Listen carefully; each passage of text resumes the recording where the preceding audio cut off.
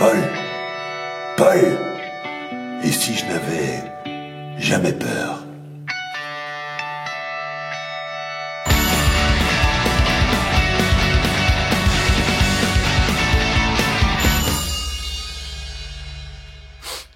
Dis Paul, est-ce que ce serait dangereux? Non mais écoute-moi bien là, parce que c'est très précis ce que je vais te dire. Est-ce que ce serait dangereux si je n'avais jamais peur? De rien, zéro peur, nada. Parce que la phrase, elle dit que la peur n'évite pas le danger, mais soyons clairs, est-ce que la non-peur l'évite, lui, le danger? Donc, je réitère ma phrase. Et si je n'avais jamais peur? Tu veux boire quelque chose? De rien, nada, que dalle. Oui, je prendrais bien un thé, s'il te plaît.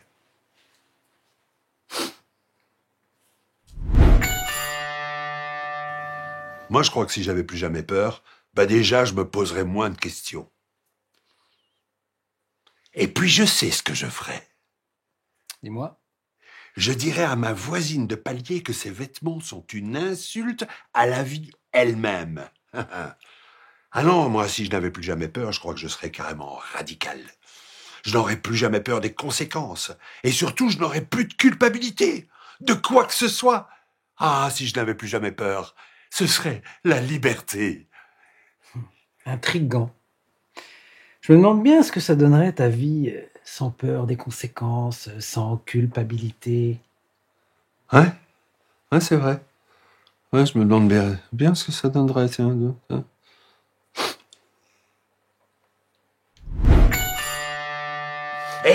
Et je ne reculerai devant rien, tu entends? Jamais, devant rien, pas un centième de centimètre, tu m'entends? Non, et parce que si il n'y a aucune peur qui s'installe en moi, pas l'ombre d'une once, tu vois? Lui, il la sentira, la peur s'installer en lui, hein? Et je ne risquerai plus jamais rien. Il peut même se ramener avec une meute entière, ah, rien n'y fera.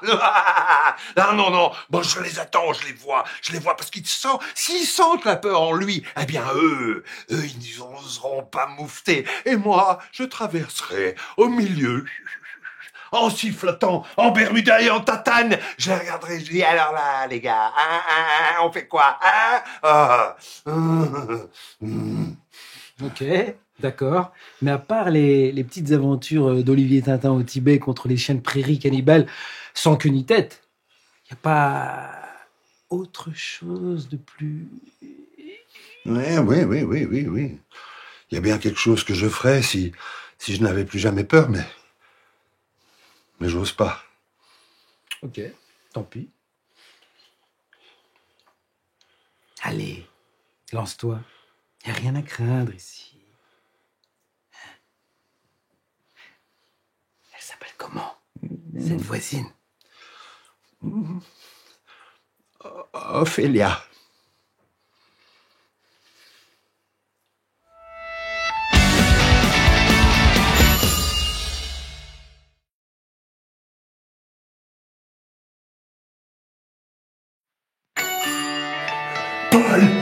Paul, et si j'avais un bouton pour tout recommencer?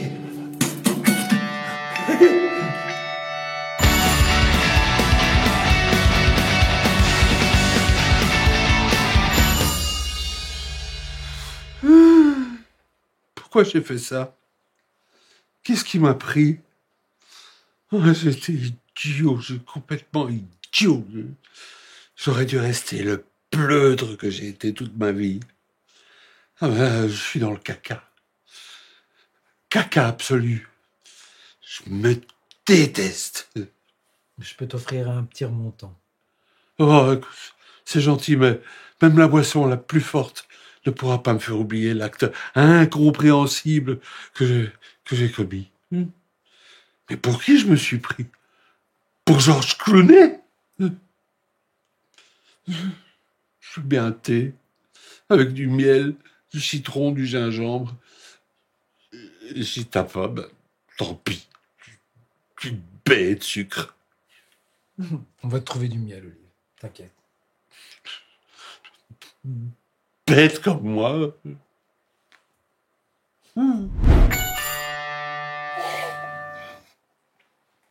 Ah, Ah, c'est exactement ce dont j'avais besoin. Mais je vais faire comment, moi, maintenant? Je vais avoir l'air complètement débile. Je saurais pas comment me comporter. Déjà que c'était pas génial avant. Ah, non, moi, je vois qu'un truc pour me dépatouiller de cette situation, c'est un bouton. Un bouton pour tout recommencer. Un bouton pour tout recommencer. Effectivement, ce serait pratique. Pratique? T'es gentil, toi. Ce serait miraculeux, oui. Admettons, ce bouton magique existe. Tu crois vraiment que ce serait miraculeux? Mais oui, évidemment. Dès que tu te loupes, tu pousses sur le bouton, bzzzt, et puis tout recommence, quoi. Oh, mais là, j'aurais vraiment besoin de ce bouton, Paul. Je suis anéanti. Je crois même que je vais devoir déménager. Ah bah, moi qui pensais que t'avais trouvé l'appartement idéal dans Bruxelles. Mais, mais, mais, oui.